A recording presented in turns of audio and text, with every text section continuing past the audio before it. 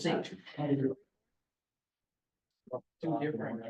everybody, good evening. We got a lot on our agenda tonight, and I don't think we all want to sit here forever. I know there's weather coming in and so forth, so let's get to work here. You will take the roll, please? Councilmember Gray. Here. Councilmember Schmidt. Here. Councilmember Pointer. Here. Councilmember Dietrich. Here. Councilmember Sherburne. Here. Okay, the special meeting agenda clarification on the approval of the request for the Delaware County Car Cruisers to close the following streets on August 9th from 4 to 9 p.m. for their show and shine events, South Franklin Street from West Main Street to West Marion Street Bridge and East Delaware Street from South Franklin to South Madison Street. With some clarification. So the clarification is, back in June, we had the show and shine event on South Franklin. We had a vendor, state that they had a request from one of the local businesses to set up their food truck in front of the business, which was in the area of the event. So we do the barricades. In the past, we had done the barricades from basically the corner of the West Marion Street Bridge on South Franklin to the north side of the alley, where all of that deli used to be. The reason that was set up when we did barricades in the past was so all of that deli still had their drive-through. They're no longer there. There's no longer a food person establishment at that location. So we've continued to do this in the past, but the question came up as to why this person could not set up at that location. And there really was not, I mean, we have a kind of general description area, but nothing that was solid on how we were setting up the barricades. Talking with staff, best way to set this up, I'm not sure we even need to keep that alley open anymore because we only have it open for the drive-through. I think we don't want to send people coming across West Marion Street Bridge through that alley Right. and have that as an issue. The challenge, one of the things we do see is on the south side of that alley, that first parking stall is a handicap stall. So you couldn't really park there unless we were to close that handicap stall at that point. I'm not sure that benefits us either, but by closing the alley, that also provides the car cruisers a little bit more room to put another couple cars, which they're here tonight. They can talk about how many cars show up for that event. A lot of it is weather dependent because if it's raining, not a lot of people bring the cars out, but same token, they have people that are sponsoring the event that sell food. And so now we're competing with that. We have someone that's coming in next to it. I think it's important for staff to understand that we can close where we propose to close or what they're requesting. So did the car cruisers have anything you want to add to this? If somebody wants to speak on your behalf or? Well, the reason for our club in the first place is to support our community and bring some wholesome family fun to the city and the community.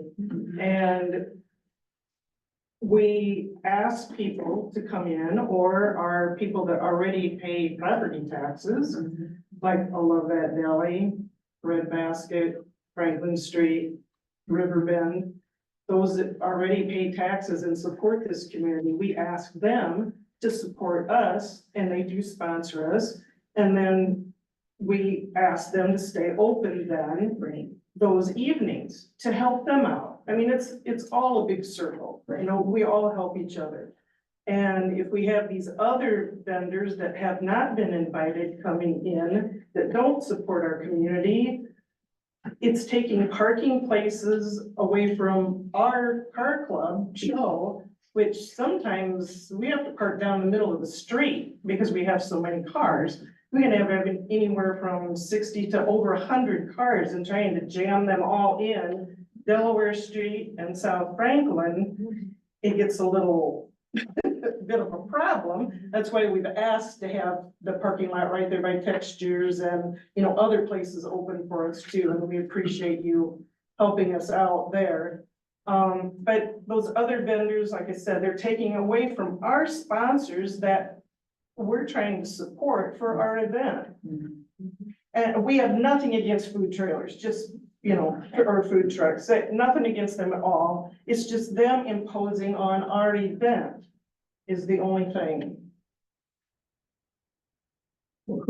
Did somebody else invite them the last time, the food truck the last time? Does anybody know? Stay wild, yes. Stay Wild invited? Yeah.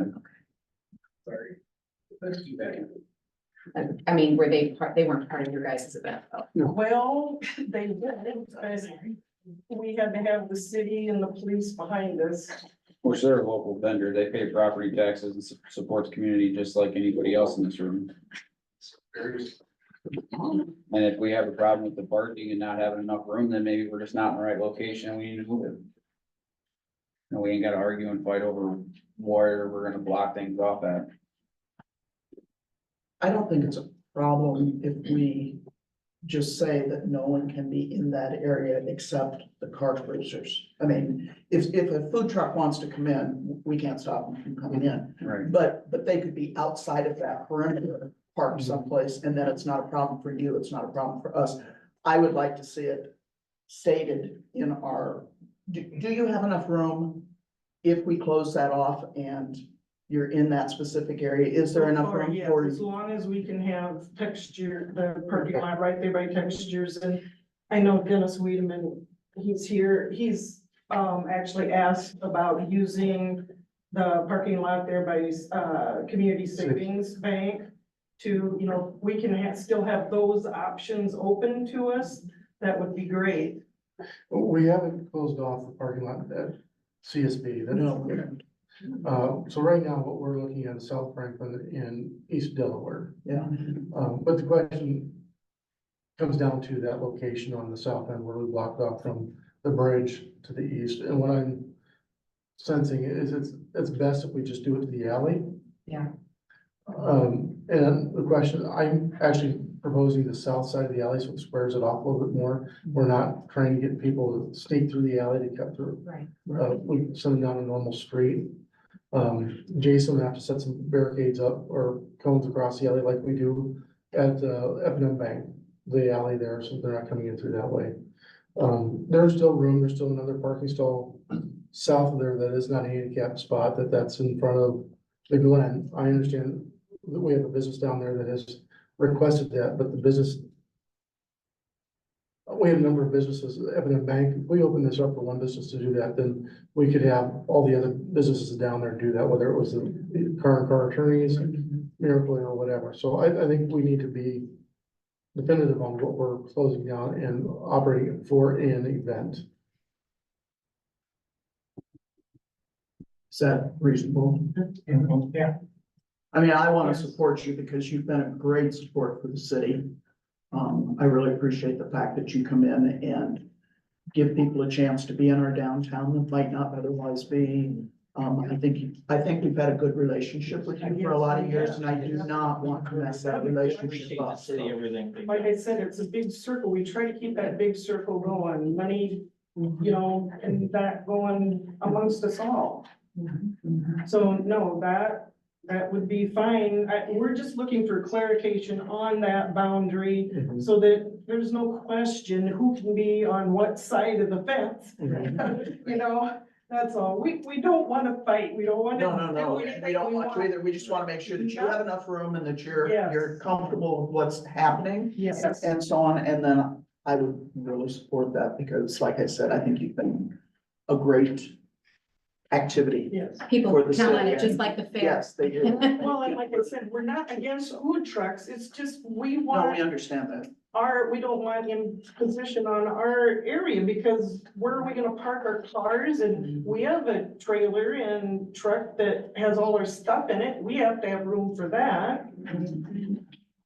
Does that give you clarification? I just want to make sure I hear from other council members, if they're Oh, fine with yeah, that. I'm good with that. I think the area's for the car crews and it should be kept for the car cruisers themselves. I mean, there's So still trailers want to set up just outside of the. I don't have a problem with that. Designated I'm not Yeah. pushing Which is that. what they did the last time. Well, we moved the designated area to accommodate them in front of Stay Wild. And So that's, we've done that for how many years? Cause I go up to every car cruise and it's been like that. we've only done it once, twice that I'm aware of. Well, the food truck's been down there more than once. Yes, it's been down there twice, but this last time it was moved, our barricade was moved farther to the north. And so it took away 2 or 3 spots for cars to park. So, And a lot of times Andy Fangman brings his nitro. Yeah. put it And down. he's right down there so that he can get in and out easily with his trailer and such. And again, that takes away for him too, if he comes. Well, he would strongly benefit from blocking off, coming to the south side of that alleyway. You could just pull through that alley and get out. Yes, Yeah. thank you. Yes, absolutely. You bet. Park that trailer right there.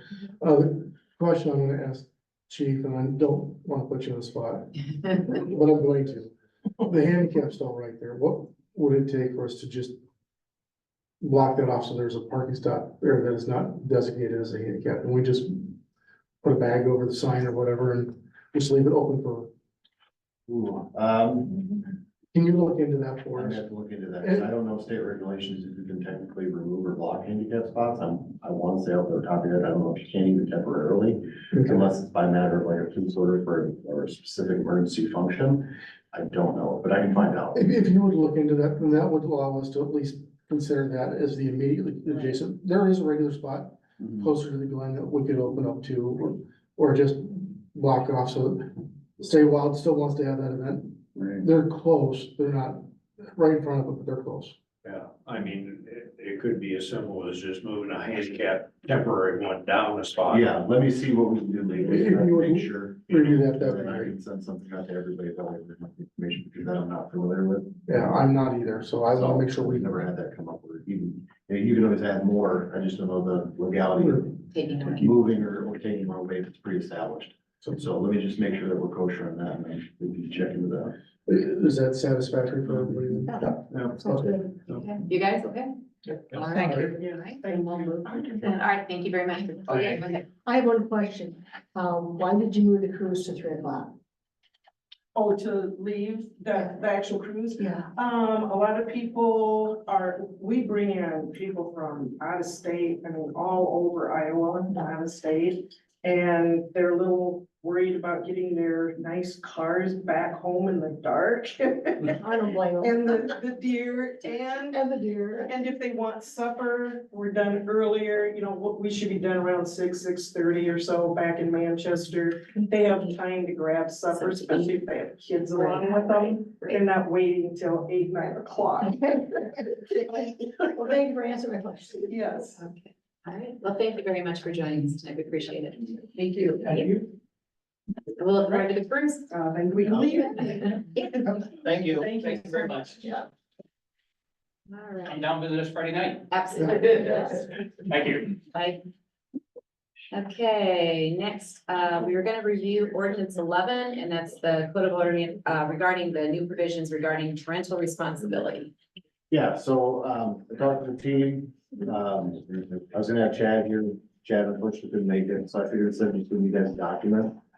Sergeant Tremblay agreed to come down and give a little background prior to my arrival of why this was established in the first place, because I know there's kind of questions. And the, opportunities in which it's gonna be used, so. So the theory and the hope behind the ordinance, we brought up probably, it would have been last summer. We were having, say, 10 to 15 juvenile kids that were, if I had to guess, we probably did close to 90 charges on between the group of 10 to 15. So it was basically a weekly thing, and there was nothing that, as I talked to DHS, I talked to county attorney's office, there's nothing we can do to hold the parents responsible, like discipline them, grounding them, so they're not out in the public and stealing stuff, breaking stuff and stuff like that.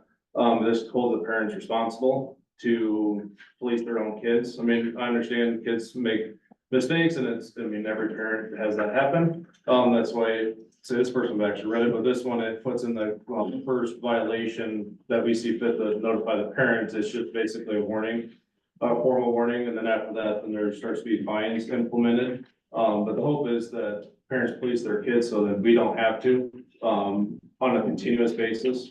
I mean, like I said, it would probably be close to 80 to 90 charges that we did in just from the end of, school year to the beginning of the next school year. It was probably 10 to 15. So on average, it's 5 to 10 charges per child through 3 months, which when I was growing up, I never got in trouble with the law enforcement, let alone doing it in a single summer. So we even went to the extent of banning juveniles from all city properties just to help alleviate those problems. And that seemed to help, but it still, they just would violate the trespass order that we gave them. So Any questions I can answer with that? The theory or the hope of it'll help alleviate further problems.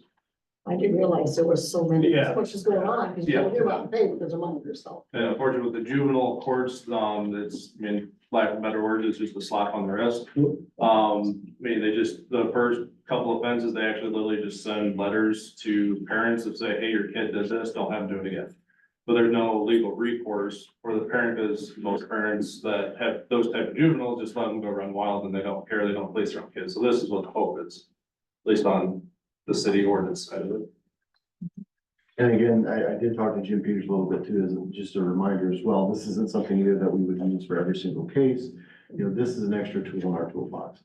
So with it being a city ordinance, obviously, anytime the officers want to evaluate using the city ordinance, they would have to discuss with Jim Peters, who would evaluate whether or not it's, you know, applicable at that moment. So there is some stop gaps there to ensure that we're not just throwing city codes out and doing these things, right? It's just an extra tool for us to make sure that some of that property isn't getting damaged and some of that delinquency isn't occurring. We have a little bit more strength in that matter. But he's still on board with us too. So. Okay. Yeah, it sounds like you're having problems with 5 or 10 real rebellious kids that Yes. vandalizing, whatever the case might be. Many felonies, yes. Oh, Burglaries, stolen possession, stolen firearms, I mean, not minor things. oh. Yeah, I think it's a great policy. Thanks for hearing about it. Well, knowing the data, I mean, that really shocked me that it's that many. Yeah, I mean, we knew their social security numbers, date of birth, how to spell their full legal name, for like, by that many charges. Wow, so. Thank you very much for being here tonight. Do you guys have any more questions on any of this? Thanks, everybody. Okay, thank you so very much. All right, so this will be on the agenda again for Monday night. with that. All right. Thank you. Thank you. Yeah, thank you. Okay. Then we have a proposed new city code, chapter 79, electric personal assistance and micro mobility devices. Yeah, we're really trying to just catch up to the times now because there are so many different electric scooters, hoverboards, different mobility devices that people are using. And right now, the way our ordinance is, you can't use those things on the sidewalk. You gotta use them in the street. Well, they're not necessarily safe to be used in the street either.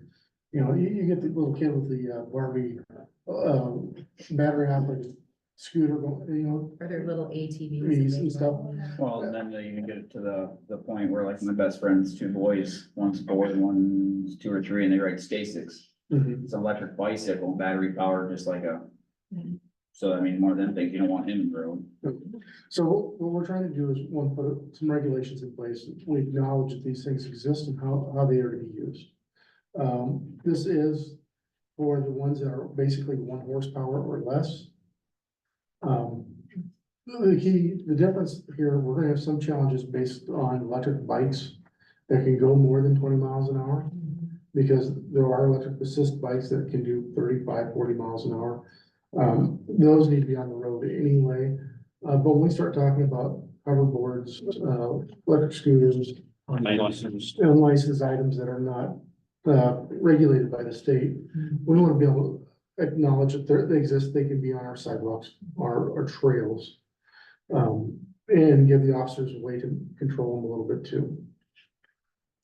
Did you get to look at this, Ben? Yep. I have not had time to read, I can't read that fast. Does this still take them out of the downtown area? Because that is a concern, because It's no different than a bicycle in the downtown. You're gonna have people using them in your downtown, whether it's a personal mobility device. see that's the hard part, is Yeah. because those, I think we should allow downtown, because if you have an older person that who needs needs assistance. it, then I think that's great. I don't really want kids, you know, riding around downtown with their hoverboards. It's not an issue yet, that we're aware of, so So nothing is covered in No. here about that. nothing different That's than what we what- have as far as our bicycle ordinance. I'm not aware of the bicycle ordinance. What is that? Just, It just regulates bicycles, and we'll put a new definition in there what a bicycle is. So then they're not allowed downtown anyway. Not on the sidewalks downtown. They can be in the street, but not on the sidewalks. And the reason being is, you know, businesses, people Right. are coming in and out and, have an issue. You can walk a bicycle downtown, you just can't ride it on the downtown street I didn't know. or on the downtown sidewalks.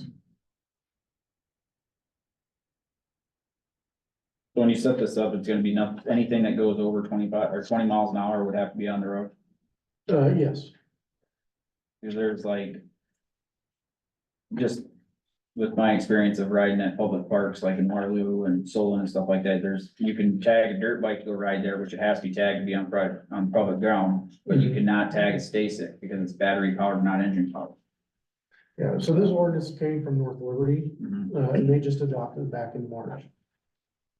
So we're not recreating the wheel here. We're just doing Right. something the larger cities already acknowledge and how they're handling things. I think it's an important thing to do.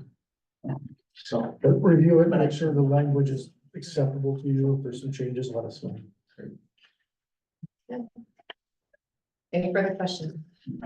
Okay, next we're gonna review this proposed ordinance to amend the city code chapter 165 zoning. This is regarding section 7.2, 8.2, 9.2, 10.2 relating to site development regulations, minimum lot widths. Yep, so this is regarding our residential zoning districts, R2, R3, R4, R5, and R6. In our R1 district, we have 4 different schedules. We have an R180, which is a single-family residential, 80-foot frontage. And that goes from R180, R170, R160, R150. So our smallest frontage requirement in the R1 district would be R150 if it's zoned appropriately like that. What we're asking to do is modify R2, R3, R4, R5, R6 to allow for a single-family home to be on the R50 lot. These are minimum requirements. Obviously, the lot can be bigger than that, but the minimum would be an R150 equivalent. And this will address a couple items where we had talked about earlier with, where they wanted to set up a duplex. Right. But we have some older homes, older lots, and we're starting some new subdivisions. We have a gentleman, that's in our construction. The attached single-family houses aren't selling as well, so he's looking at modifying those lots, combining 2 lots right now and turning them into 3 lots, smaller frontages, and doing a smaller home on them, so 1,200 to 1,500 square feet. So this would make the lots and houses cheaper because you're looking at a smaller footprint. So what we're looking to do is amend this to an R150 equivalent for a single family detached, 60-foot for the attached, which would be basically a 30-foot frontage for each half, which we talked about with Bizzle when he came in, on those other lots. So we're just trying to address this as we work our way down through the zoning ordinance. So this is just about the width, nothing on setbacks or anything like that. No, this is only on the width. And that's a minimum frontage. Now, where we get into a little bit of a challenge is like where we have corners or cul-de-sacs. Where we measure that from, then it's not from the curb line. We measure it then back 25 foot from the front setback line. And that's where that distance comes into play. Because they can't build within that front 25-yard anyway, 25-foot front. So I think this is something P and Z is going to be reviewing. We'll talk about it tomorrow at their meeting as well.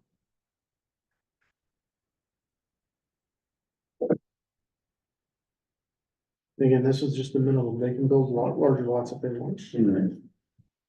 But this also probably addresses some of the older parts of town, It where the does. lot line, got big houses on these really small frontages. I live in one of those. Okay.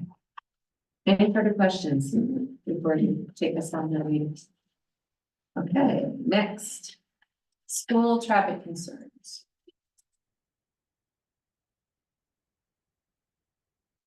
Joe, you brought this to my Oh. attention, please. So, tail end of last year, there was a lot of, concerns. I think a lot of it got brought up in the accident we had up there on, Liberty and New Street corner there. But then a lot of the, neighbors around that area, not only just the high school, but the middle school. And so like New Street, Sherman Ave, Doctor Street, there's a lot of crazy drivers, I guess they put it, Clara Ave, and then any of those ones that are running east and west that have, you know, the drag strips. And so they had, requested that, to see if there's something we can do to try and break up some of that traffic going as fast as they are. I've had some people that have requested to see if maybe we could put a temporary sign up at Liberty and New Street to get them to slow down, just anything we can do. I mean, there's even some that are on New Street, even up north of, the Harris Street. Once you get past Harris Street, they're still just getting after it. And the kids are coming out of the middle school and elementary school, you know, in cars or crossing sidewalks and stuff, and it's still dangerous up there for the children. So there's, I guess, just talk and see if there's anything we can do to clean it up a little bit, not make it such a burden on the police department to have to try and be in all the right places at the right times. Cameras. I'm kidding. Yeah. I guess I could feel some of that. So I've had some parents come down and talk to me too. Talking about like putting stop signs in restriction, maybe not temporary ones, but Right. and I know there also is a very large grant. I only seen it minimally this year, to be fair. But, you know, part of the discussion with them too was, you know, if we're looking at adding more stop signs, that area is already pretty heavily congested Right. during the school year. I don't know if stop signs is gonna be the answer because, you know, it's a sign is just a sign. Right. Manning, continues to be an issue. I mean, we already plan on having somebody there, at the beginning of the school day and at the exit of the school day. You know, correct me if I'm wrong, but I think most of the schools that use those temporary signs, they operate those. They operate, they put them out. They Think so. pick them up at the end of the day generally, and generally it's all on the city. So maybe that would be a discussion with this, if that's something the school would be looking at with the cards. Cause I don't know of any, maybe, I don't know, I don't think anybody as far as who would really operate those unless it's like special events. You know, we can try to pinpoint or isolate certain areas during different days and create like a rotation and see if that helps. Right. You know, I also don't want to become so systematic or robotic in the response to that if they know somebody's sitting in one spot, then they're free rein to do the next spot kind of thing too. But we can kind of maybe come up with a, I say randomized, but you know, a certain sections of areas that need to be patrolled and keep a log of when they're being patrolled. And not issue out of, they have to be on Tuesdays, they're at this intersection or whatever. But it's just ensuring throughout the week that multiple intersections are checked and kind of keep it randomized in that sense and see if that cuts down. And we can open up the conversation with the school too about the temporary sign. If that's something that they want, we can have facilitate and enforce. But I think this year we just do a little bit more of a proactive area and keep logs of it. We also have that trailer too. We have the mobile trailer that we've set up in certain spots too, because that does, you know, doesn't issue citations or anything, but it does collect data. Right. And you know, for me, especially going forward, and maybe that trailer, the locations of gathering data, that can also help you pinpoint down where attention needs to be. Right. In a more logical sense than just going from complaint to complaint. Well, when you at first got it, you know, you were coming on to the Dunlop Force right at the end of the school year and stuff, and just seeing the added police presence that last few weeks, month, or whatever it was, that we really started working together and getting up there and stuff. There's a lot of the neighborhood moms that are around were getting happy to see that there's more presence, and it helped a bit. I mean, I went up and I'd sat, seen you up there a couple times, and I'd sit and just try to collect data and figure out what's going on and try and, you know, slow it down. Those are the children, you know, the next generation of the community to try and protect. So, I mean, it's just with it getting closer to school, that's why it has to have it brought back up. Just, Have they ever done crossing guards at all those spots? I mean, they've done crossing guards at Doctor and whatever goes Yeah, back towards just, their. but I mean, have they at other, Not that I ever I remember, mean, but that would be kind of a good way to also, I mean, if they got somebody who's actually crossing guard, they got somebody watching, they're gonna be paying attention to it,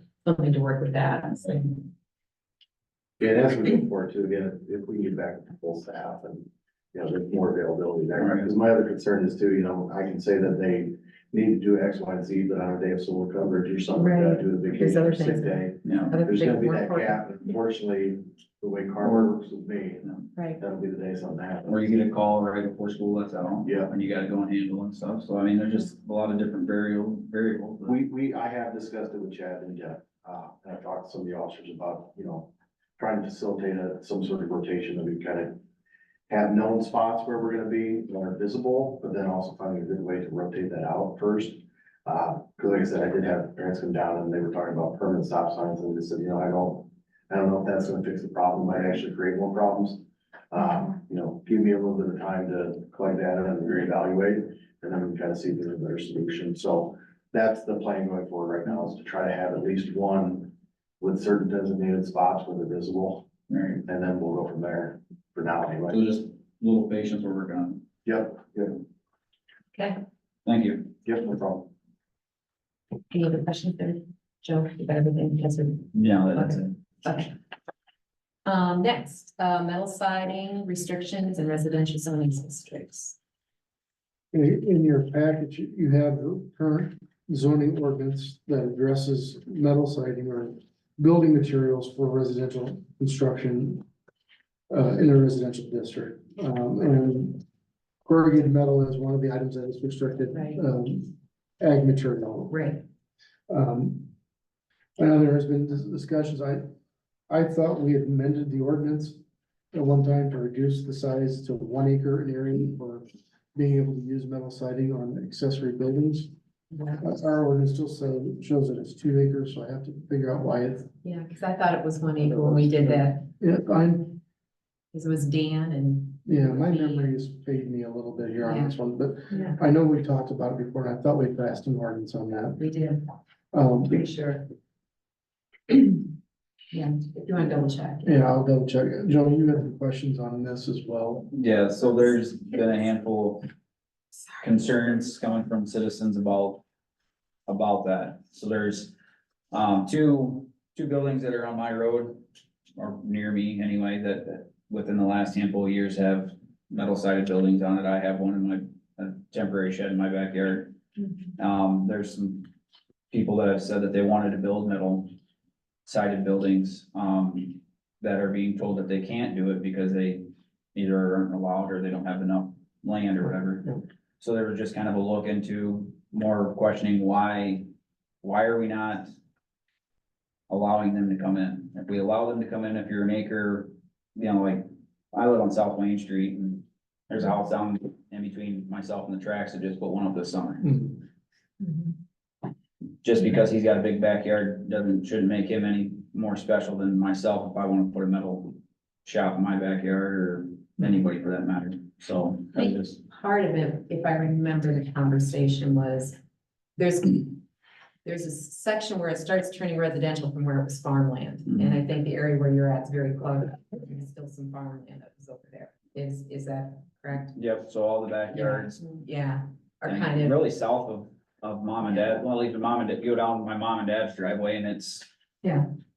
Jeff Madden's son's got a house back there, Mhm. so from that, all them, all the way back through, it was all big, yeah. Big lots, big lots, but then there's. edge of town. Right, So we were just trying to keep making sure that moving more into the residential areas, that it was more, it didn't look like.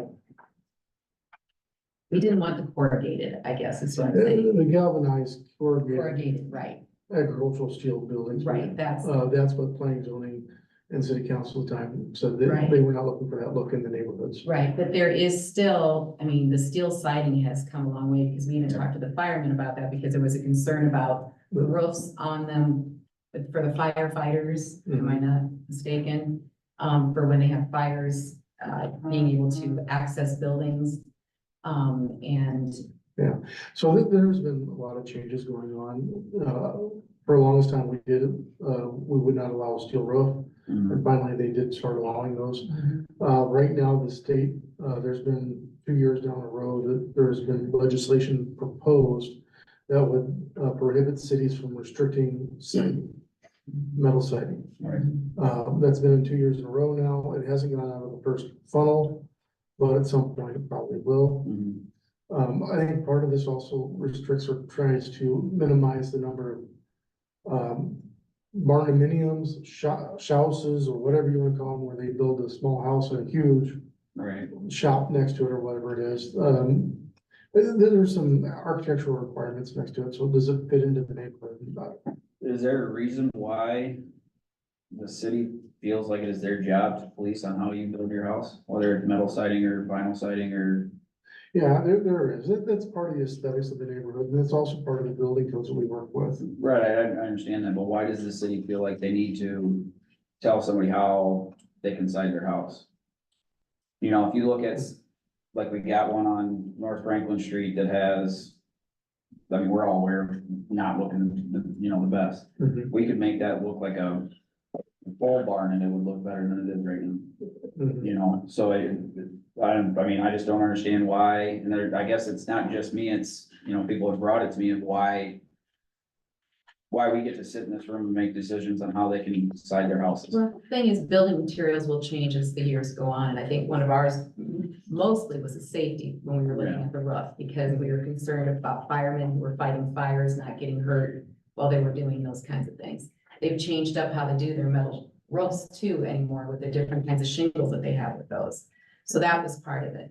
And, the world keeps changing I'm just explaining what our reasoning was at Right. that time. So, I mean, could we look at it just eliminating that? We can, this is in the zoning ordinance itself, so the planning and commission needs to review that as well. So if you want, we'll talk to the planning and zoning commission about removing that restriction. Because honestly, with some of the color codes, color combinations and Yeah. all, some of the houses look, Mhm. I would move into one of them tomorrow. I mean, Yeah. there are some that are just absolutely beautiful with a, as being corrugated steel, Well, and the one that they just put up just down the road from my house, I think it looks awesome. Yeah. I mean, and I don't think a metal sided garage looks bad at all. I would leave it to accessory. Accessory. Not the whole house, but like if you have a detached garage, you can do it if it's detached type thing, but not if it's attached or.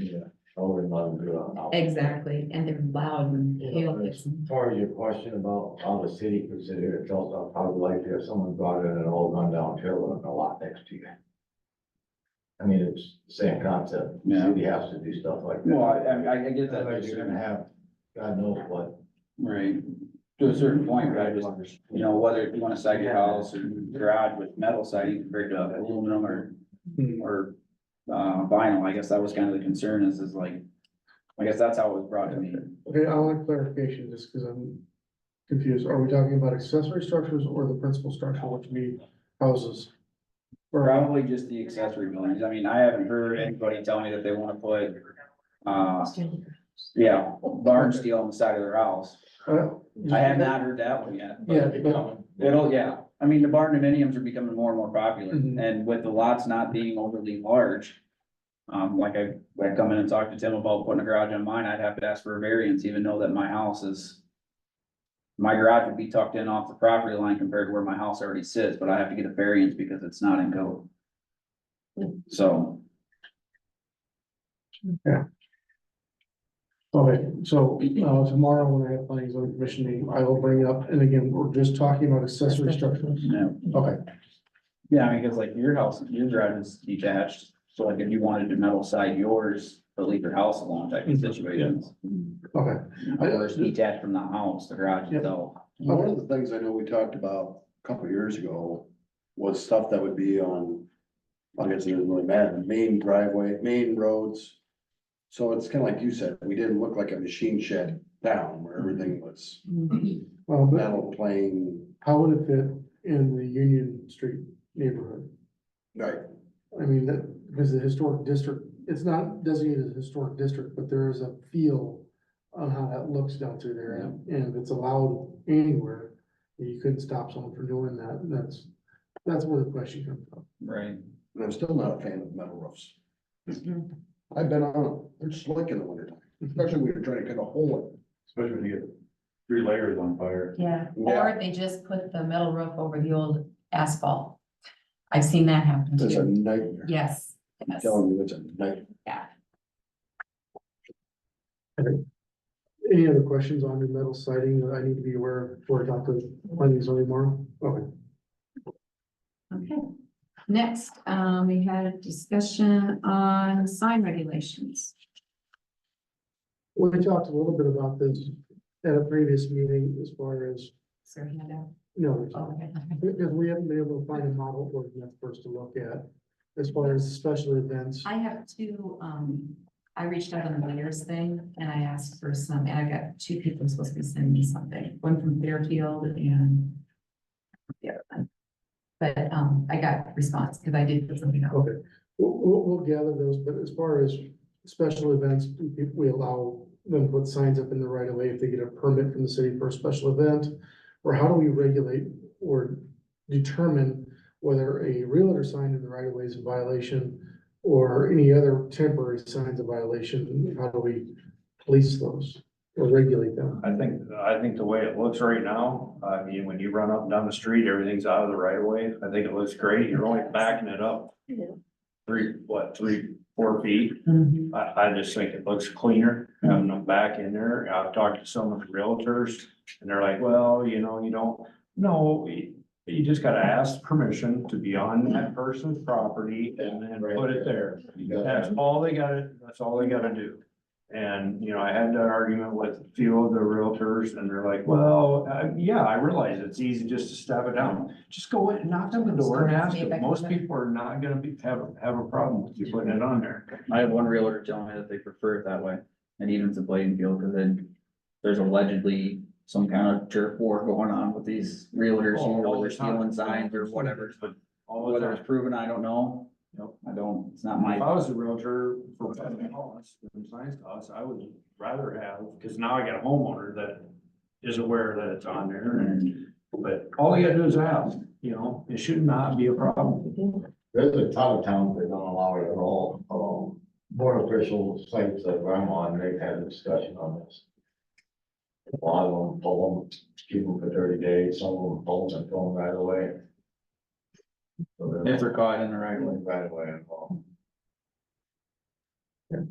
It's just taking more staff timing to Right. control that. We don't always see them because we're in different areas of town, they pop up, but we are being we're communicating with the realtors, let them know what's going on. But times are changing. You're not seeing the realtor ads in the paper anymore. You're not seeing, and people aren't just driving by to see something that's on. They're looking online for what's on sale and where things are at, and it's all becoming more virtual, so Right, it's changed, and I think it does make the area look better. right. The special events that occur for things in the Blood community, drives, blood drive, fairgrounds, the fair. Like the state fair, they put theirs up at the four corners there, which I don't know what it's like for, I've never seen a pedestrian have to walk around it, but it doesn't seem like it's in a horrible spot. But they only do that the day of. Right, They take it right. down Then that they take night, it so down. it's not impeding for a long time. You know, I don't know, for me personally, like the 24 hours or less isn't so much a problem, but when you got a realtor sign that's sitting out for months on end and the housing market's turning right now, so it's houses got them sitting out there for how long and. Well, but if it's your house and you have that realtor sign in your right of way that you have to mow and maintain, so you gotta move that sign every time you go out there. And if and you're on the corner lot and you got 3 different realtors putting their sign there, that'd be aggravating too. Well, I'd pull them and throw them in the trash. I wouldn't mow around them. All right, I will work with the mayor on what they have for different signs as far as permission type stuff that we can look into for short-term temporary signs. And then do we need to look at some kind of like fine or something if you have realtors that aren't gonna play the game? Well, you take their sign and it's a municipal infraction, we want to levy that. This is a violation of city ordinance, it's a civil infraction, we can set the fine on that. Up to $750 for the first infraction. We won't normally do that, it's probably, $75 or $100, whatever, because Jim's the one that has to take that through the court thing. Yeah. I have a question, how about election signs? That's, Under Iowa code, election signs are still not allowed in the right of way. Okay, that's.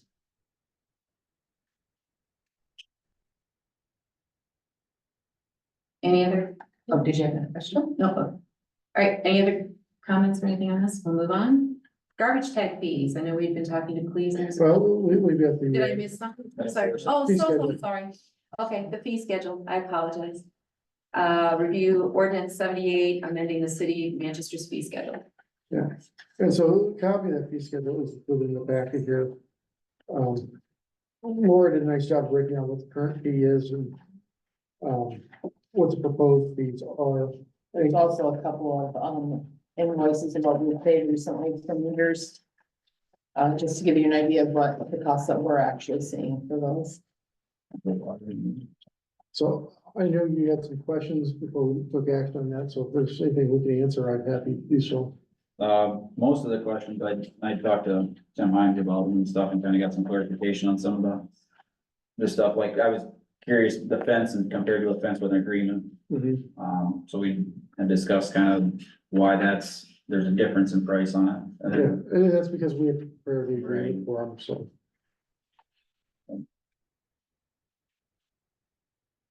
Another question, Yes, just curious why some of these went up, like the demo went up $25. Is there more work? They say to do that, that's gonna be 25. yeah, there is, because we have to verify the utilities are disconnected and coordinating everything. It's not as smooth as we'd like to be. If they were to come into us and ask for a demolition permit, we gotta verify the water and sewer are disconnected. Those are the utilities the city has, but then you also have to verify that the gas and electric have been disconnected. And depending upon the time of year, they may not disconnect them because the ground's frozen. Gas company won't come in to do that. So there's a lot of coordination that has to take place. So how does that differ from when it was $50 to raise it to $25? Is it more work than it was? Well, Tim's time costs more. Our staff time costs more. And usually it requires at least one of either chat or Perry going out as well. To make sure things are disconnected, if I'm correct. A lot of times I'm involved. Disconnecting water. so with the demo permit, we have all three of you guys in, doing something. At least checking or shutting something off or doing better. Someone has to inspect the sewer, make sure it was capped off, unconnecting the water main or service line from the house and the corporation from the main if they're not rebuilding on that site. So I guess what I'm asking is there an increase in amount of work you had to do when it was $50 to $75? That's kind of what I'm. No, there's not an increase in amount of work, it's just our cost, our employee wages have gone. We're still not recuperating our costs. We're still at. Okay. Right. When was the last time that the fee schedule was reviewed? Like, We try to do a lot of the fees on an annual basis, but there's a lot more fees that don't need to be increased at this time, so we're not bringing more. These are the ones we feel need to be addressed. they were touched last year? Yeah. Okay. The ones you'll see the most on this when we bring it to you, so like a quart or a meter or those type of things that I have to purchase. Right. Those prices change. Right. I mean, sometimes every 3, 4, 5, 6 months. So we're normally behind on that part of it because to change those fees, we have to keep coming back to you guys and say, hey, it will not. We try to, someone can do this. So when it says actual cost, we're not making any money on those, that's just what our actual cost is. Yeah, so that allows us as the market fluctuates. To rather than having to come back every 2 months and say, hey, can we adjust this fee? We're just gonna go based on actual cost. Actual cost today. Yeah. Yeah, at the time we purchased. So next time you purchase them, the price will be different. Is the market getting any better with that compared to like a couple years ago, or is it still like crazy bouncing around? It's. And I mean, I know on the water side of it, anything water related, it's crazy, like. Buy the same brass bushing, the hardware stores, you gotta get from an actual vendor that sells water brass fittings, and there's a difference in prices, it's just water. So, And red and call fire department, do you think? yeah. So it's wild. That and the availability is still up and down on the materials. Any further questions? Okay, I'm ready to move on. All right, now the garbage tag fee. So we finally got the garbage tags from the Police and Sanitation. I'm not certain this is what the council was wanting when we discussed with Policeners, because this tag is $30 charge to the city, and we had talked about potentially discounting that, so maybe taking it down to 20 or whatever the council did instead of doing the cleanup. But the way this reads is it's just one large item, for $30, and I think we wanted it Mm-hmm, for like bags or right, a right, container. yeah. But I wanted to get clarification from the council before I went back to them, I agree. so, That's what I thought it was gonna be.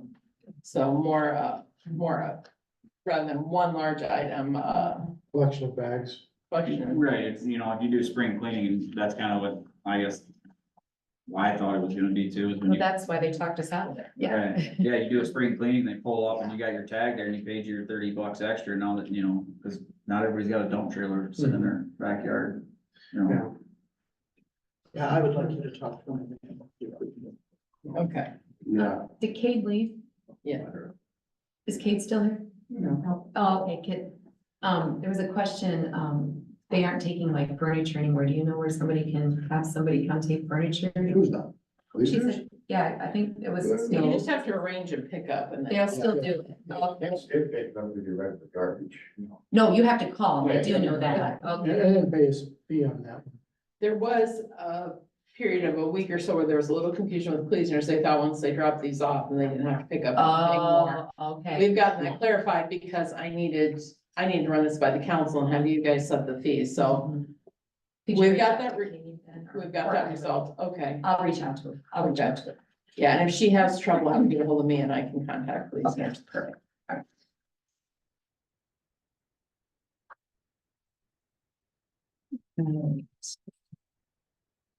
Sewer camera, I think we talked about that last time. Yep. So we did reach out to some people and found out, or got some prices and stuff about like contracting out those fees. I think maybe you guys have to look through the packets a little bit. Basically, this started about a year ago. Our camera died. We sent it in to have the pricing, to have it repaired, and it's roughly a 2008. So obviously it's seen its life. The repair of it was like $4,500, but that's just one thing that's wrong with the camera. Like it needs a new reel, it needs a lot of attention. We kind of went over that, but the fees, like if we were, to contract out, I don't know if you guys got to look at them or not, but there's different ways in like municipal pipe is out of Hudson. They're kind of an a la carte deal of what you want to service. This is all in the same order as which. Oh, okay, yeah, perfect. So the municipal pipe would be the blue sheets? That's Okay. CIT, but Oh. yeah, it's the same. So, and municipal pipes was kind of an a la carte of what their fee schedule was, but the CIT contract, if we were to contract with them, they do 5, 6, and 8 year contracts. They'll kind of set it up to what you want. But, CIT's, like a 5 year contract with them is roughly around 60,000 a year. And, what they do is like they would schedule, if we wanted to go that route, they schedule like 3 weeks to come here. And you door tag people, and, you know, they set up an area. We basically split the town like into 5. So it'd take 5 years to basically go through, clean, televise, and do all that It's work 60,000 per year. per year. Plus a percentage increase Every year. Like municipal's pipe was 6% straight across the board every year raised. Like, So so that's $300,000 just flat before you even do the percentage. For 6 years, then your first page is your bid on the machine itself at 105. yeah, that's the first quote is, that's the one we got is the first camera. That's not a trailer, but that's just the camera. This is what they're looking at. Yep, You know, they have a actually, because you don't have to say from this. yeah, I got it. Okay, just so you know the Yeah. order there, right? Yeah. So the municipal or the McQueen was 105,000. That was without trailer. And then the Mid Iowa camera is 102,349. That's with trailer. The cameras aren't exact, but the second one would fit our needs and it gets us into a trailer and everything. So that's, you know, that's the kind of comparing and this stuff is right at our hands when we need it. We're not, you know, like Chad uses the jet vac, we hydro vac all the water leaks now, I mean, it would be very hard for us to go backwards and not, we would still have to invest money in equipment to go backwards, basically, to. Jason, can you just explain the process for us to televise, just sort of like what Yeah. all is necessary to be done? Yep, so when the camera trailer typically goes out, unless we're putting it into a new line or a newer line, when it goes out, we usually take the jet back right with it because all those pipes have bellies and stuff in them. So you have to be pulling the water and stuff away as you're televising through this camera. So it's at least a 3-man operation, if not 4 a lot of times, because you have to have people on each end of the, one guy running the jet machine, one guy in the camera. It's a process. And that process would still be the same, whether it's a new camera or whether it's whatever, we would still have to run the jet vac and a camera. It's not, in whatever company comes here to do that for us, it's gotta do it the same way. Right. So, I mean, it's, So that's why you're seeing the prices being the numbers that they're at, because they're anticipating having to bring a jet machine in to do that. So it's very expensive to contract it out, no doubt about it. The thing is, like we said, is it's a bit of a manpower issue for us. Like I try to schedule about a month in the spring and a month in the fall. So it's because we have the stuff, doesn't mean that it's gonna be out there every day by no means. It's, it's kind of Right. time. So. But when something pops up, that you need, it's hard to call somebody from, When you need it now. To not, well, 50 miles away and tell them, can you get here in the next day or two? Well, maybe 3 weeks before they can show up, Right. so. it's just, it'd be hard, I mean, is really, to me, you would still wanna keep this equipment, whether you contracted some of it out or not. Right. I mean, just for those times of, you have those problems that you typically were there within an hour. I mean, knock a plug out for somebody And or, we got the staff to take care of it. we do, I mean, there's times that it's a struggle, obviously, but you just have to, like now, like I said, I just set aside like a month in the spring, a month in the fall, try to get down to our bad spots. We're, The after hour stuff though, his guys are real good about yeah, the call chain. Somebody will answer and come in within an hour, they'll be taken care of. And that's what the DNR is looking for. Is how long it took you to get it unplugged and the issue taken care of, so. Yeah, I mean, as far as the numbers goes, replacing that machine, whether you go with option A or B, I mean, you're still saving money compared to if you contract it out by a bit. So, And if you go with the one that doesn't come with a trailer, Jason, what was the ballpark? it was 105. But adding the trailer. Oh, their trailer was extremely high. Their trailer was like 60,000 compared to this. It's a single axle. It's nothing fancy. The 60 grand for a single axle trailer? Yeah, Is it it's, gold? no, it's, this was the other company, the first was, Oh, so, But and you could, the trailer we're getting, or that was bid, is a 2-room trailer where the camera's in the back and the recording room's in the front. It comes with a generator on it.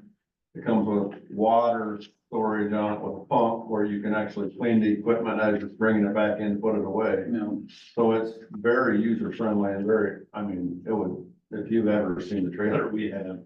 It's That's the one that oh two, that's the 102. 102, the camera itself is 80,000 something, that the trailer, their trailer, just right around 20,000, and that's basically ready to head to the sewer and start television. And they're a little closer and do all their repairs in-house, so if something went bad, you're not looking at send it someplace and wait for them to get it back, Right. so. And their, Waverly just did this similar setup, like we could retrofit a trailer ourselves and do it. We talked about that, but honestly, by the time at that 20,000 mark, with generator, with everything, ready to go, and we're ready to head to the, yeah, You just go pick it up and you come back and you can start doing what you gotta do. yeah. And that's kind of what we're looking at too, is Full day of training, they bring you the trailer, full day of training, and you're ready to go to work. And honestly, both of them are super about, like, either company would be great about, like, if we have questions or we have anything, it's a phone call away, they're there to answer what we need, but these new ones are way more user friendly than old and stuff. I mean, there was a process to run that, where these new ones, they have automatic rewinds, there's just a lot of, so, yeah. Explain to them the equipment that's all in that, because like, it's not just a camera. Yeah, it's, Right.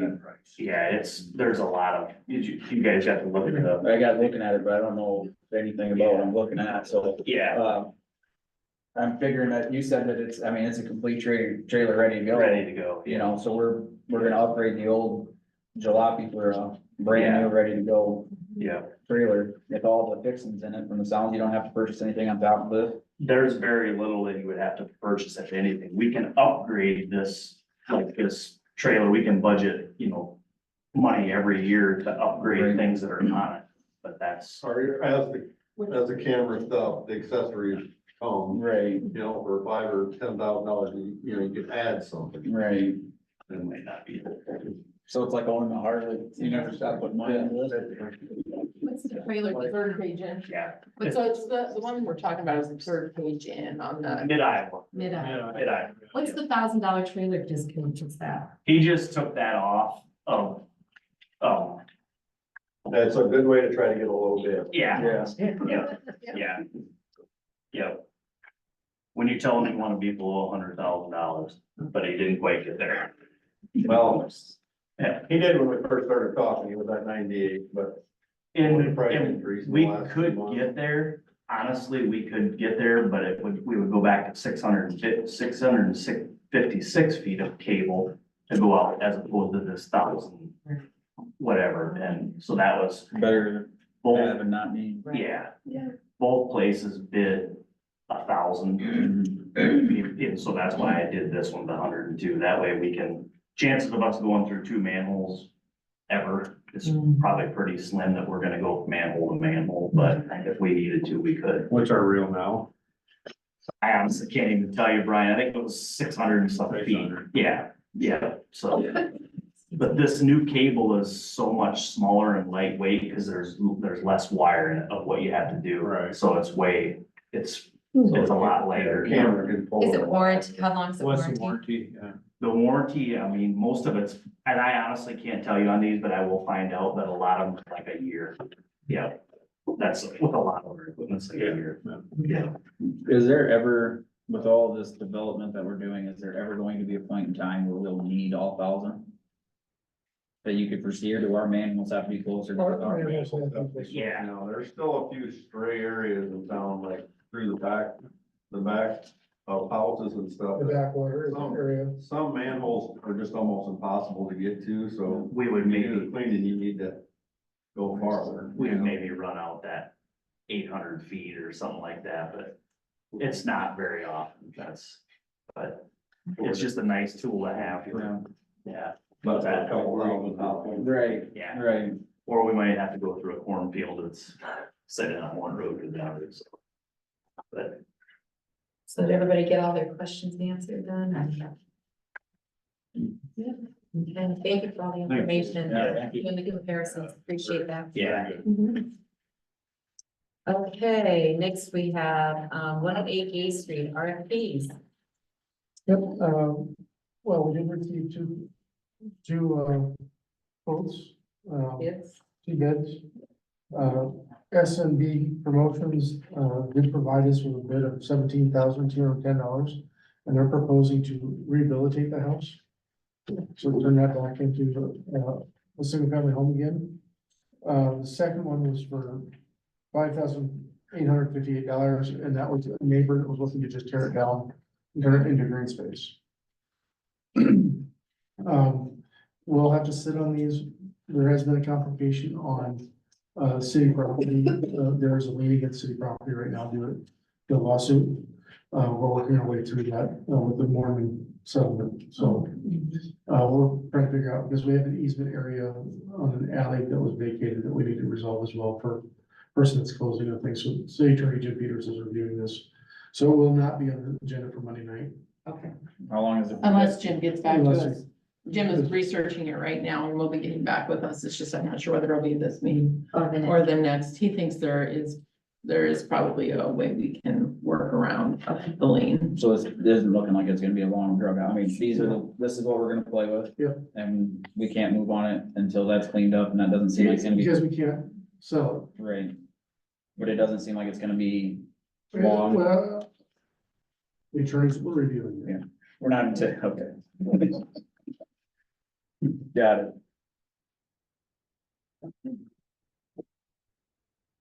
East Main Street Improvement Project update. Who's gonna talk? Barry's will Oh, talk about this. okay.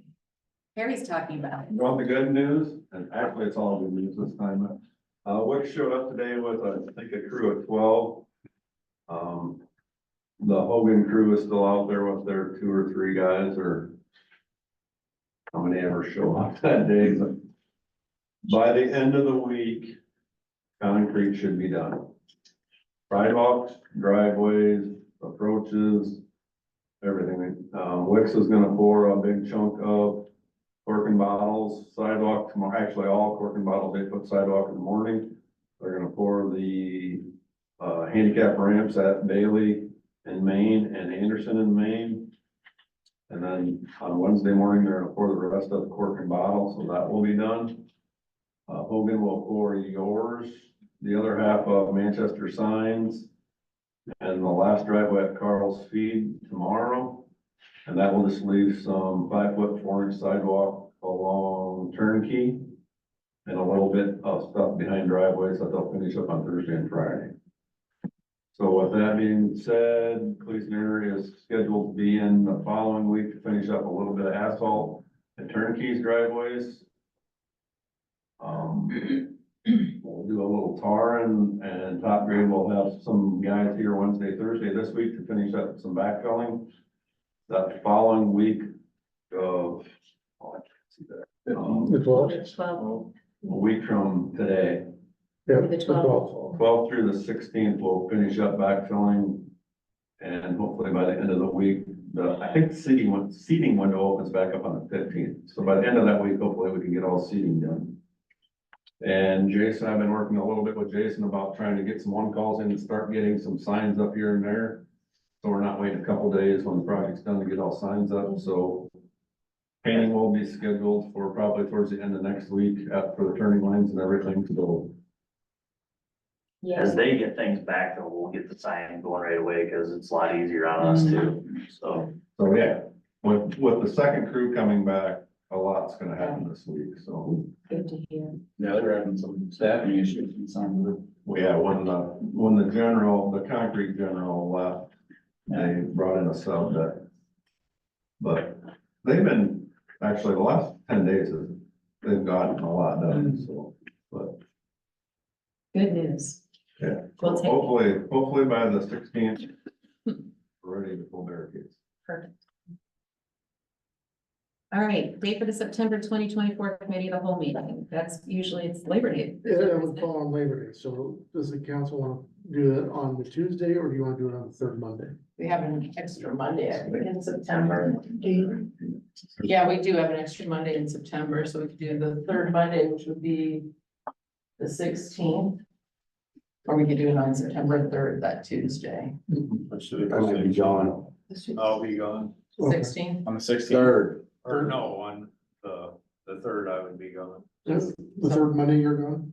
No, that's September 3rd. September 3rd. I would prefer to do it the 16th anyway, just to stay away from the holiday weekend. Okay. That way, because being a committee of the whole meeting, I'll get all the city staff the whole weekend off. Weekend, some of us. anyway. Well, I don't know how you guys do your, but I mean, if you want to go camping, if that was an option or something. Right, right. I can get it never up. We'll put that on the consent agenda then for Monday. Is that, Yeah, I'm checking. okay, I think it's one of them, I recall. Okay. Engineering updates. Do I have any engineers here? I don't. No, Ryan is out of town until Thursday and Sam is on vacation all this week, so. So you were the engineer tonight.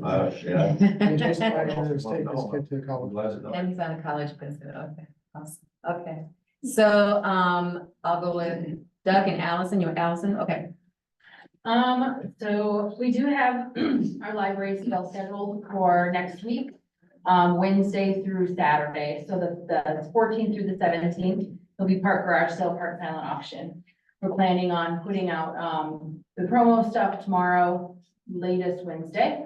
But we have everything kind of organized and ready to go. We just need to label everything for the silent auction and get that set up. So we're ready to go with that. Summer reading is over. It got over on the 27th. There were 265 children, 76 teens, and 118 adults that participated. So we had a really good turnout for that. We did have the water bottle, or the water fountain and bottle filler was put in on Wednesday, and then again on Thursday, he had to come back and do something. So I needed Chad's help to turn off the water so that we could get that part fixed. So that's all done. It's looking good. It's working.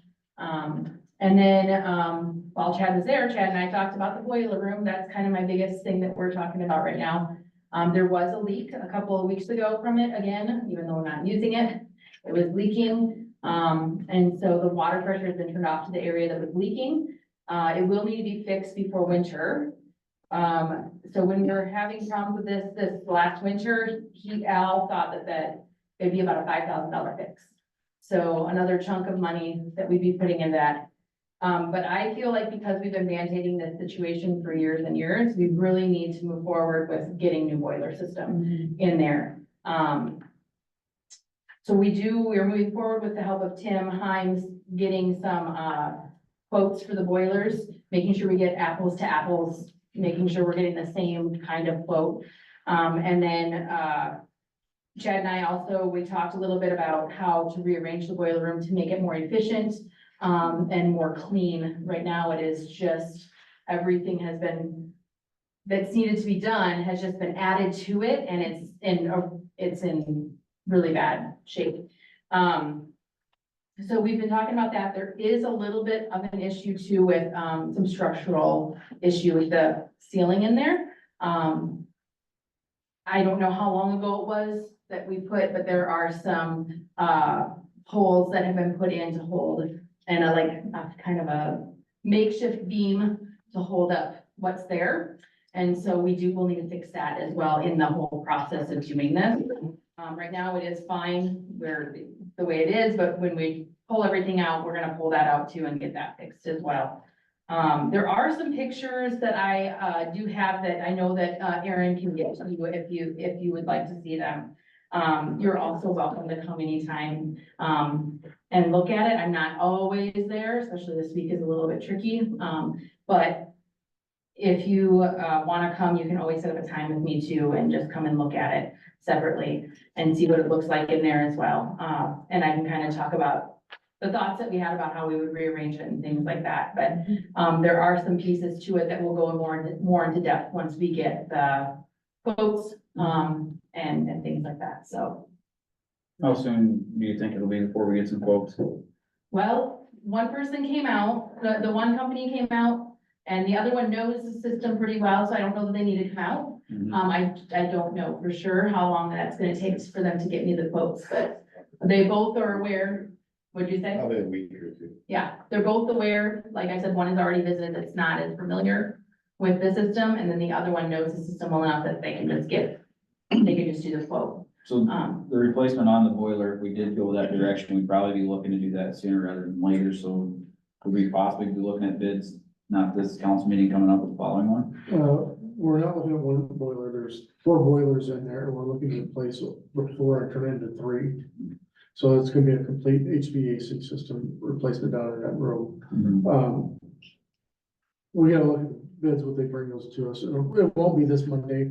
Right. But The following, eventually, yep. can we, Potentially. hopefully that way we can, if we're gonna do it, we can get going on it while Yeah, it's still because- not cold and we need it. That's the goal, that is to move before, otherwise we will have to replace that one piece anyway.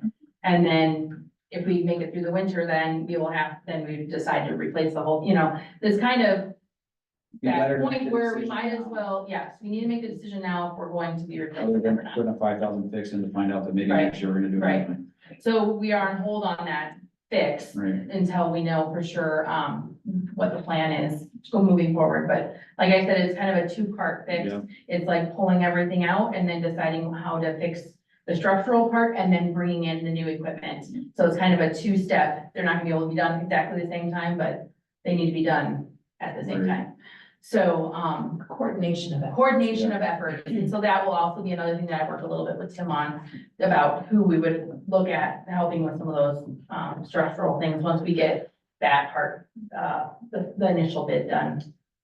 Because that will be somebody different than obviously the HVAC people. Right. So, and then that's, the rest that I have is I do have, a special, a couple of speaking engagements that people have asked me to do. So that's where I'm heading off to next. I'm going to be speaking to the PEO. It's a group yeah. of women. Mhm. And then I also have on November 13th, I'm speaking for the hospital auxiliary Awesome. as well.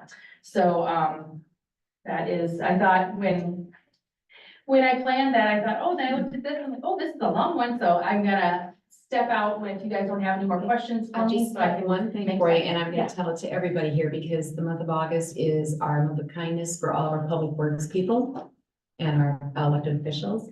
And so we're trying to get pictures of all the people who do stuff for our city. So our water department, our fire department, our public works, well, all you guys. So, library as well. So if you guys can shoot me some pictures, send them to my email if you have, I mean, it can be a fun picture, whatever, so we can get those. Sarah's doing a really nice job of getting those posted on Facebook for us. So please do that, and thank you for all you do. Thank you. Yes.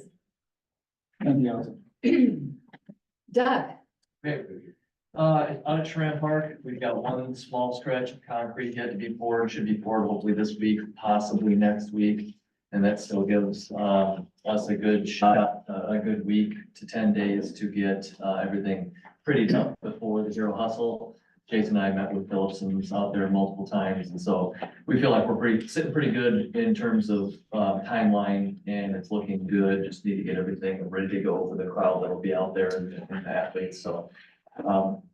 When it happens, it should be next week, but it's looking good. The band shell repainting is completed. it's beautiful.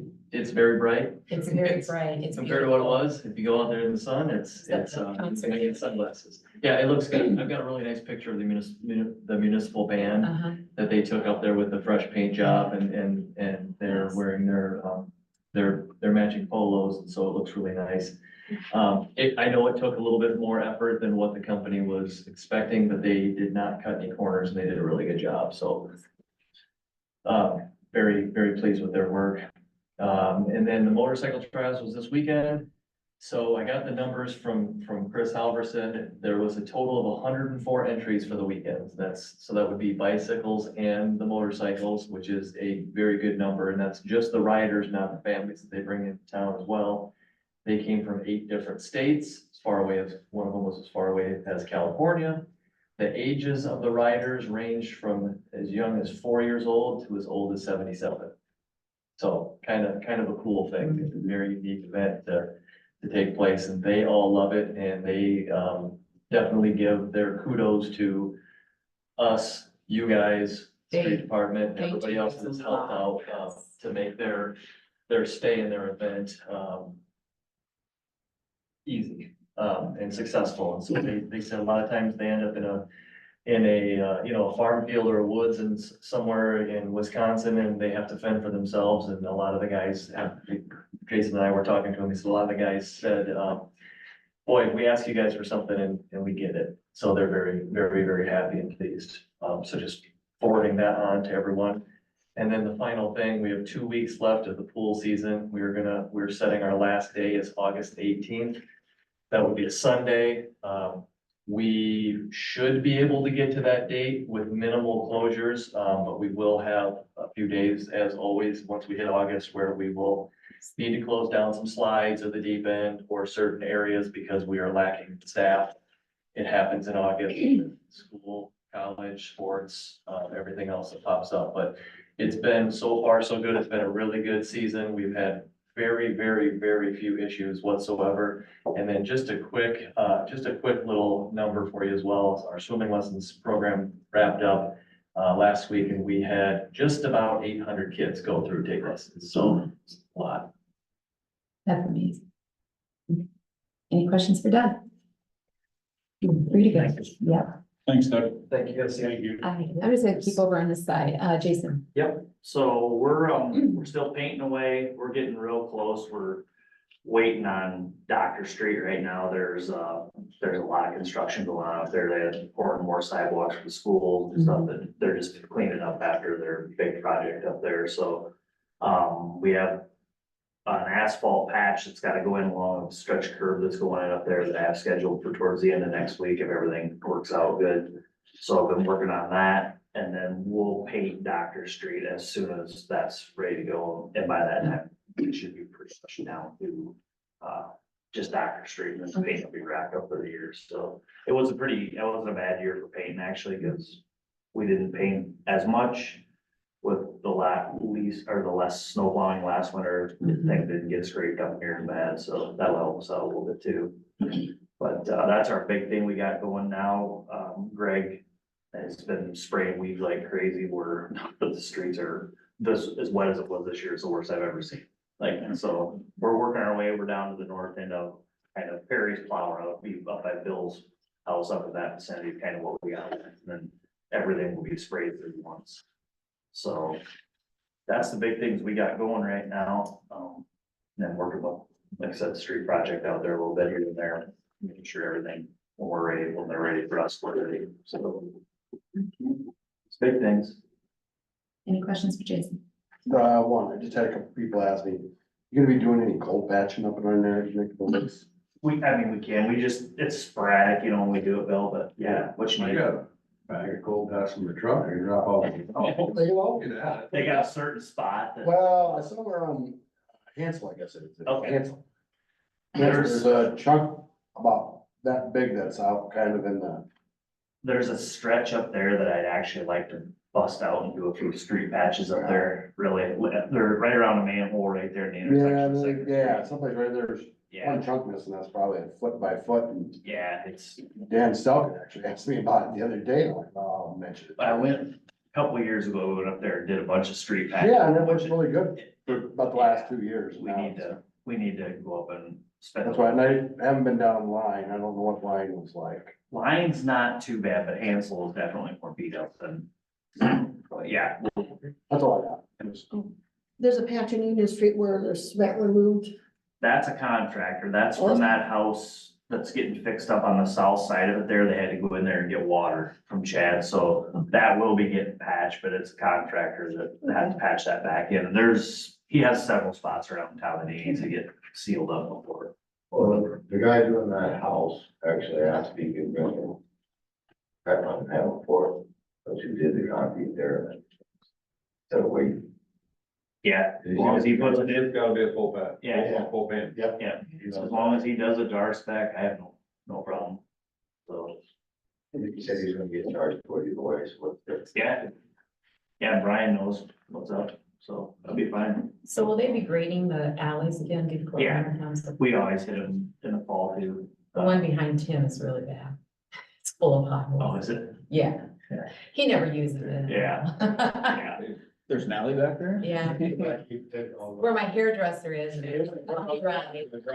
Doc Terrell's alley are the two, that's my Too bad. two worst, yeah. Yeah. So, yeah, Doc Terrell gets hammered too. I told Linda I would bring it up too, so, Yeah. okay. Thanks for spraying the weeds this year.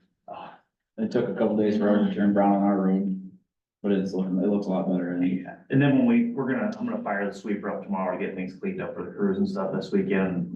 By that time, they're dying out and they'll pull out of there decent too with the sweeper, so a lot of them will go away. If you have enough kids, they'll pull them out too. There you go. Okay, yeah, no kidding. Anything else, Jason? Okay, Kevin. Sidewalk, parking lot projects pretty much done for this year, we'll do some landscaping stuff next year. Still working on our side-by-side project, getting the new one set up. Working on a forestry grant for some equipment for that too, so. And we're testing hose tonight, if anybody's really bored and wants to come, Perry knows how much fun it is, so. Hopefully that's bad. To be right down, do you have I don't remember the date that you guys were looking at potentially getting solar panels put on? I'm not sure what the date is on that. We're still working through the paperwork. Chris Cook has been in contact with me and we've been working with Rogers Early. So I know I had another thing come through last week that I needed to sign, so I think it's moving forward. I don't know that they're to a point where they have a date yet. Okay, I've not heard anything said. Any other questions? Kevin? Nope. Yeah. Water tower's back up. So, both 6 and industrial power, big projects this past couple of months, we'll check them out. Rocking and rolling again. You guys, Joe went out there not to look at it, but we put the logo on 2 sides of it this time. Same company that did Doug's work, it was our water tower. And, they did find some things on the inside, so the bill should be coming through here pretty soon, so it's a little bit higher than the quote was, because we did have an extra logo painted on it. And when we drained it, they inspected the interior, and cleaned the interior of the bowl, and they found 2 pinholes that needed to be repaired. So there's a little bit of extra work that went along with it. And then we found a default in one of the lights up on the top, so they already fixed it, but so a couple of extra things. Other than that, been working with city hall staff on kind of seeing where we're at for sure on our lead and copper list. We had almost 1,900 residents or homes that fell into the age that we need to, make our inventory off of. We're hoping, once they put in the last bit of data that I've given them into the spreadsheet, we're hoping there's still we're hoping for only 400 left. And then we're probably gonna go out and, put door notices on those residents and then give them the option of, having I or Jeremy go in and actually fill out that survey for them. So we can hopefully come October, make a final surge and have a majority of it like that. Other than that, it's been kind of quiet. We're getting ready to move a hydrant over here. Got the easement and all that stuff ready to rock and roll. Bill Lacey owns the pharmacy down here, so they had to come and get that signed. Or remove that, so that way that intersection get fixed up for the overlay. Oh, yeah. This fall.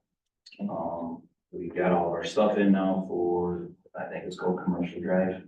Commerce Court. Commerce Court. There you go. We got all our things in now for that, for whenever that rocks and rolls. We're working on meters, which is never ending, but always something to do, spinning valves. Job security. Yeah. Spinning valves, and then when school gets started, then you'll see us all flushing hydrants. You know, wait till the kiddos are in school as we start knocking people off scooters. So, about it. Okay.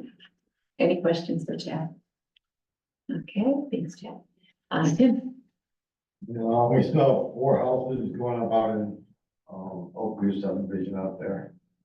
Well, Joe Hildebrands got one of his 2-unit condos pinned up out here on the west end of town and did the underground plumbing in the floor of the other one, so I'm assuming he's gonna wait till speech then if they start building, I'm not sure.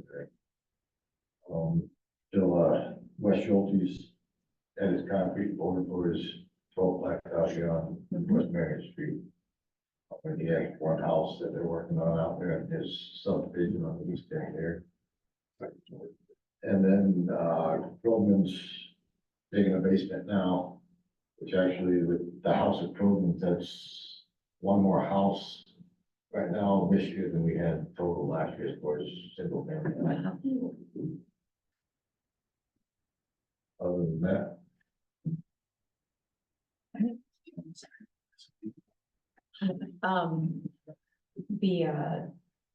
What do you call it? Our properties, nuisance properties, and how is everything going? We have no more to add to. I got one more, I got 2 single letter out too. Okay. Lincoln Street now, and then I got 2 of my book, I got single detail. Okay. The one down there, we gave them he asked for an extension, so they gave it until August 1st. So it has it. I think it's like the 15th or the 16th. Okay.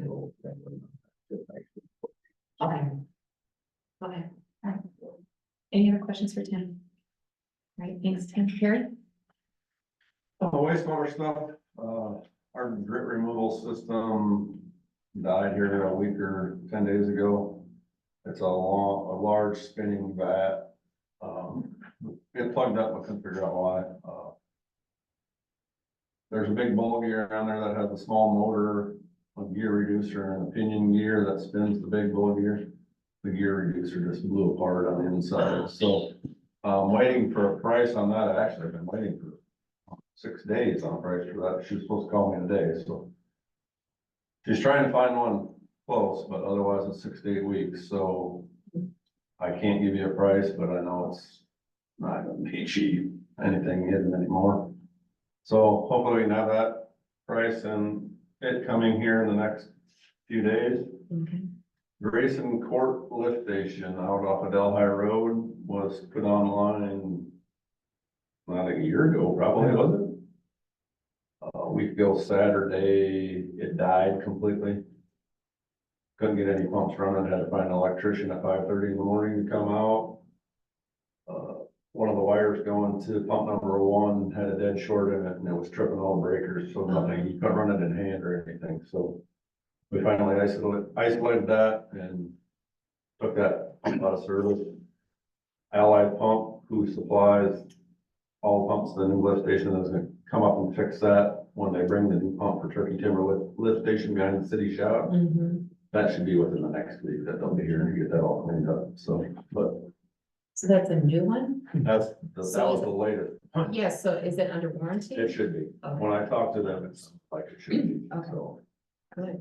I'm gonna say you're about ready to get real expensive here. Well,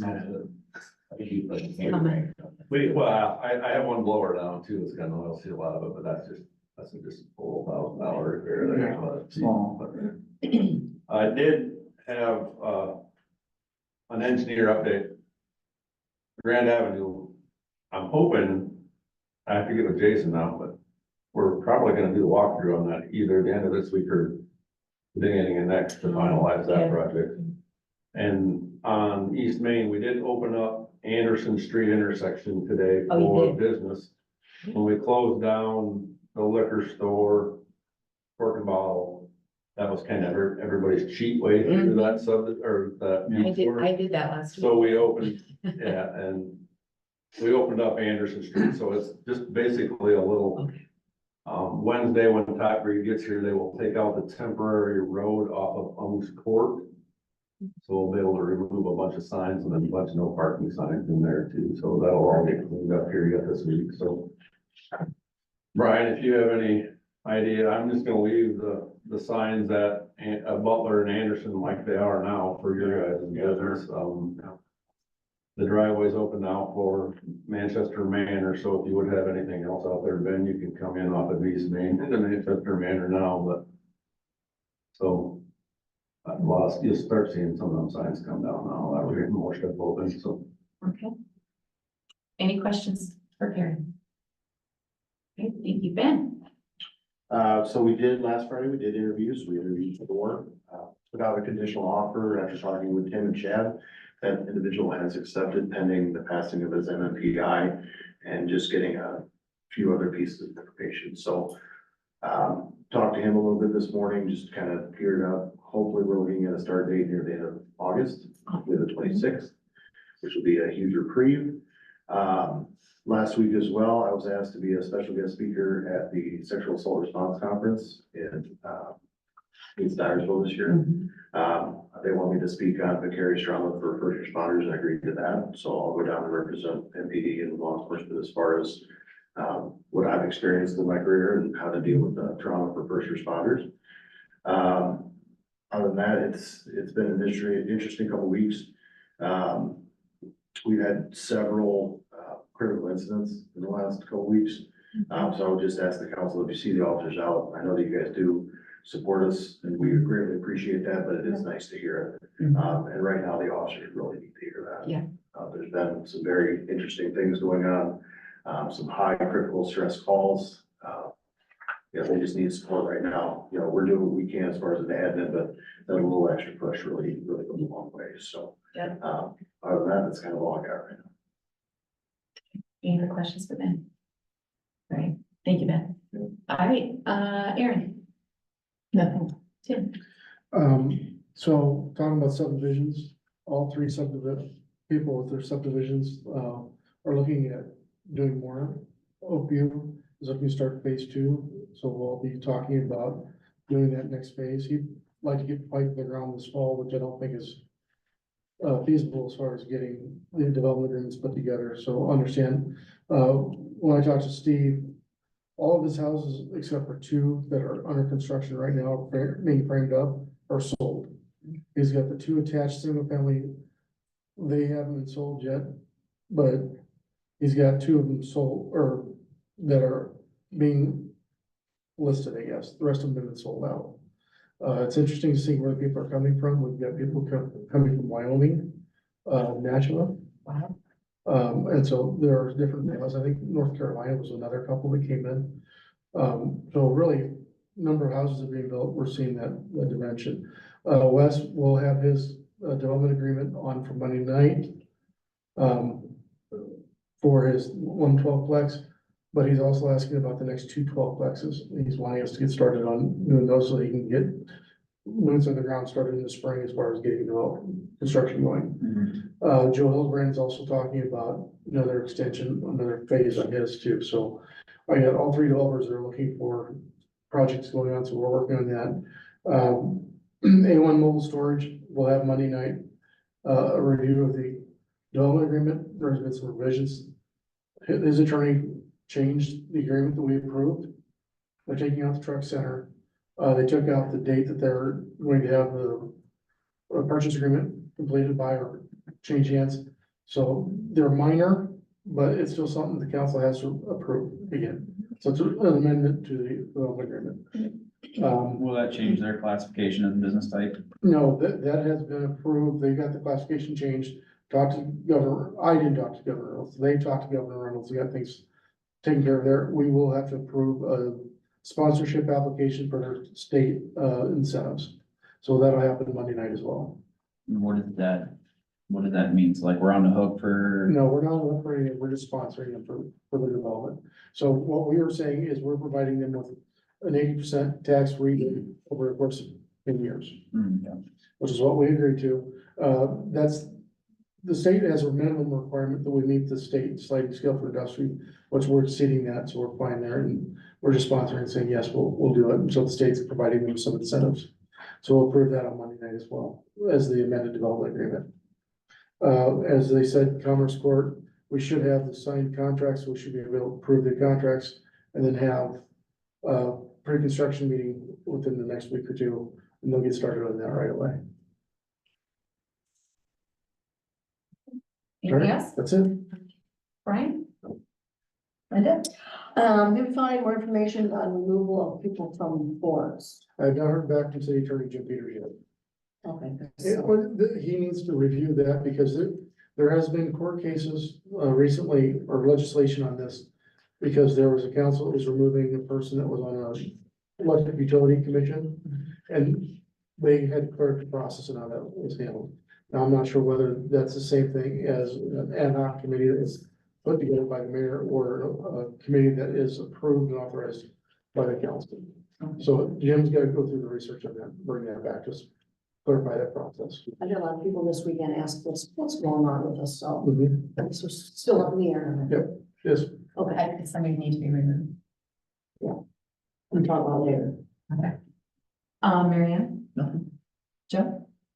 I just wanted to remind everybody about Back to Blue event tomorrow night up at the fairgrounds. Tomorrow night, right? Yeah. And then, I wanted to give a shout out to Beanie, welcome him back to the fire department. He, took a little vacation. We retired and now he gets to put the pager back on. Today's first day, so first meeting tonight. He was all excited. No, that's testing fire, I'll guarantee he's not a. Well, Not most heat, but good stuff. Katrina went over and seen her dad today and said, when she come home, she looked at me and she said, man, you should have seen Dad's face when, look what I gotta wear, he's got the pager on, so. Bill? Nothing. Okay, I don't have anything either, and with that, I will take a motion from Brian, and second from Linda to adjourn, we are adjourned.